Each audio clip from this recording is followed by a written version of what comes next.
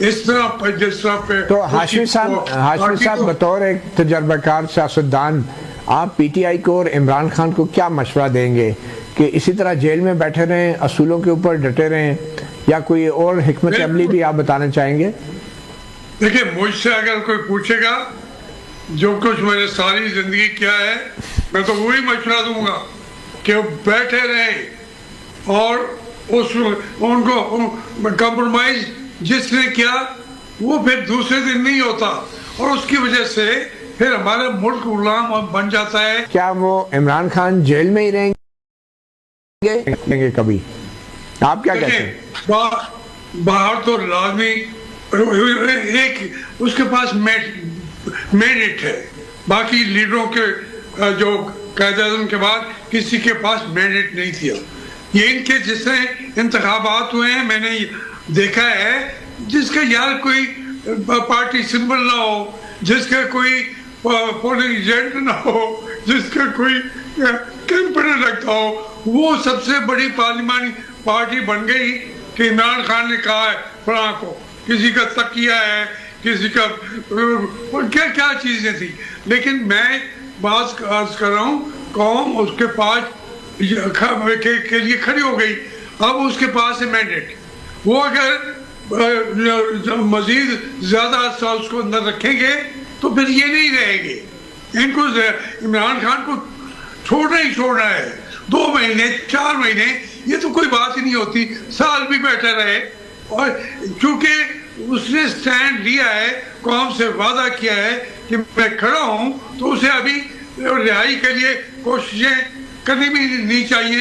اور میں سمجھتا ہوں کہ ان کی پارٹی کہہ رہی ہے وہ اس کو زیادہ ضرورت بھی نہیں ہے، باہر آ کے کیا کرے گا؟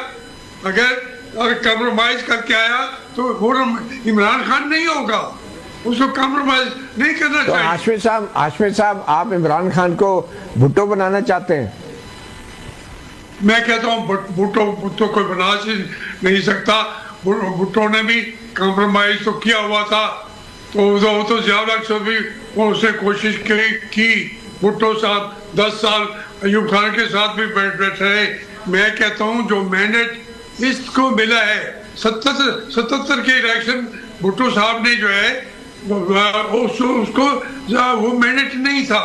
چاروں صوبوں کے اندر اس کے وزیر اعلیٰ جو ہیں اناپوزو کے، وہ خود اناپوزو کے، ان کے مقابلے میں جس نے درخواست دی جان محمد عباسی میں، وہ جیل میں بیٹھا تھا۔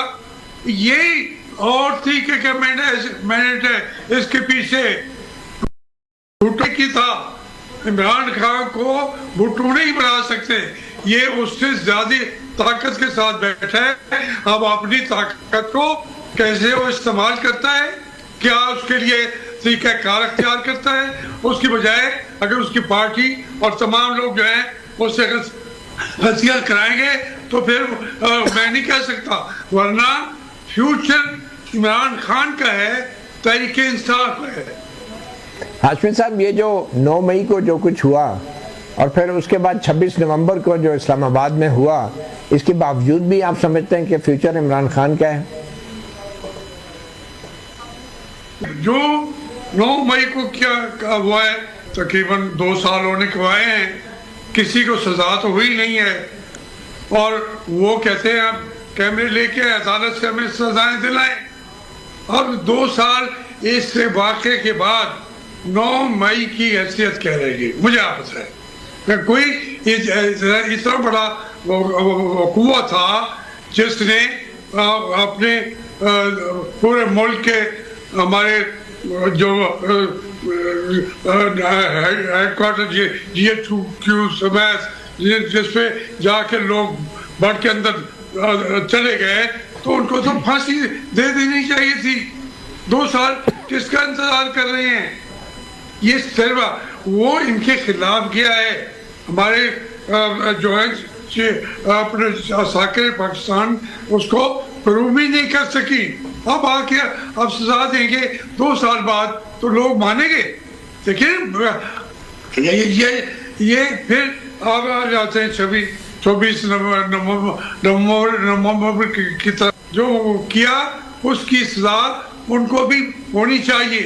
میں بالکل मेरा ज़हन साफ है, 26 नवंबर पे भी, 9 मई पे भी अब उसमें शामूज 4 शहरों के अंदर उसके FIR हुई हुई है।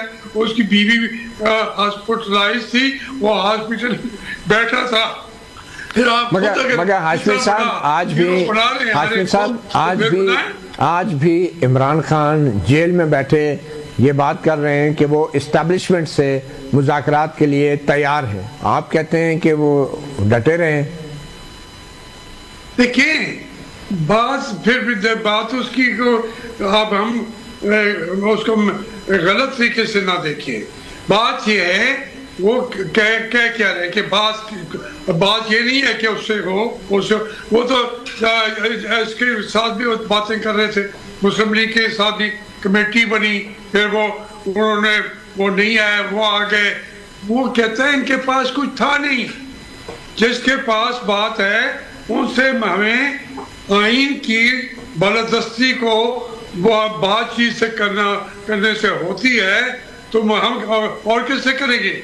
अगर उस तरीके से हम अपना तमाम मामला रख के अपनी रिहाई तो नहीं मांग रहा ना उसके बदले में, या तो उसके बदले में कह के पहले मुझे रिहा कर दो।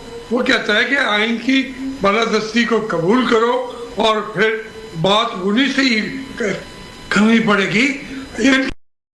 मियां शहबाज शरीफ से बात करने को कोई फायदा है? आप खुद बताएं। अच्छा, आप भी एस्टेब्लिशमेंट या फौज से मुज़ाकरात की तायद करते हैं कि करने चाहिए?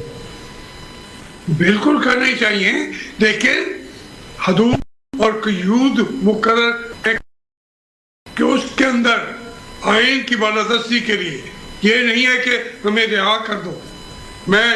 हमें रिहा कर हामी नहीं हूँ। रिहाई कितने हजारों लोग पड़े हुए वैसे तो। ठीक है, एक छोटी सी ब्रेक लेते हैं। ब्रेक के बाद जानेंगे मखदूम जावेद हाशमी से कि बिलावल भुट्टो ने जो हुक्मरान इत्तेहाद से अलहदा होने की धमकी लगाई है नहरी मंसूबों के हवाले से, वो धमकी कितनी संजीदा है। एक वक्फे के बाद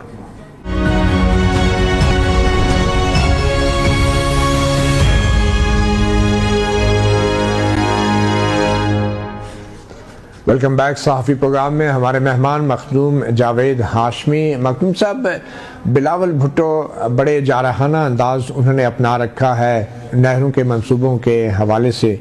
आपके ख्याल में ये पीपल्स पार्टी का ये जो अंदाज़ है, ये सियासी हिकमत अमली है या फिर कोई वाकई एक मजबूरी भी हो सकती है, जिस तरह का सिंध में रद्द अमल अवामी सतह पर आ रहा है? बहुत सारी बातें तो जो कंट्राडिक्शन है उनकी पॉलिसी के अंदर जरदारी साहब के हवाले से भी, और उनके वो तो उसको एक तरफ रखती है। बेसिकली ये हाइब्रिड सिस्टम जैसे आप कह रहे हैं, पाकिस्तान तो चली हाइब्रिड सिस्टम पे रहा है। ये एक रूलिंग जुंटा है। एक तरफ तो वो हमारी अस्करी क़यादत है जो रियल सेंस में रूरल हैं। एक आर्टिफिशियल उन्होंने हवा खड़ा करना होता है, उसमें बारी बारी का बुखार भी खुद करते हैं और खुद कहते हैं कि हमें बारी का इंतज़ार करना है। ये जितने होते मिले हुए हैं वो इस पे भी खुश हैं। बड़ा मुश्किल है कि वो उससे अलग हो के बात करें। सदारत मिली हुई है, चेयरमैन हैं, सेनेट के भी हैं, गवर्नर्स हैं और बेशुमार चीज़ें हैं वो, और जो उनका के पास वोट की ताकत। अभी ये जो हो रहे थे इंतखाबात, तो आप अंदाज़ा कर लें कि बिल्कुल इंतहा की लोगों ने नफरत भी की। ज़रदारी साहब के पुतले जला रहे हैं और उसमें उनको मजबूरी है कि वो ये कहें कि हम छोड़ रहे हैं। छोड़ना मुश्किल है, अगर छोड़ेंगे तो फिर उनके पास नीचे आवाम की ताकत नहीं है। ये वही एक सियासी हिकमत अमली कह रहे हैं। मैं और غلط نہیں کہنا چاہتا. بھٹو صاحب تو ذوالفقار علی بھٹو کے بعد اس کا پوتا نکل آیا ہے. اب ان کو ان چیزوں کو فیس کرنا ہے.